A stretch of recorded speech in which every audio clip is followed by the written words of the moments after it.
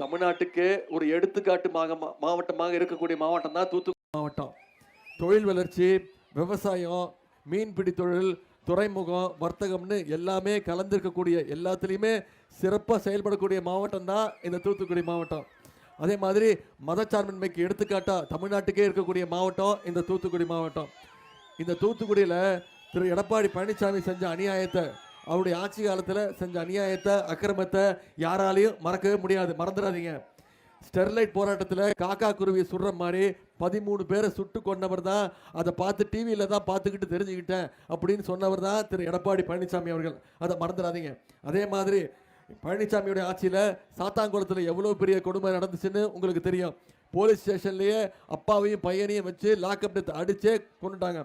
அவங்களோட மரணத்துக்கு நீதி வாங்கி கொடுக்கக்கூடிய ஆட்சி நம்முடைய திராவிட மாடல் ஆட்சி. நம்முடைய முதலமைச்சர் தான் இன்னைக்கு அந்த லாக்அப் டெத்துக்கு ஒரு நீதி வாங்கி கொடுத்திருக்கிறாரு.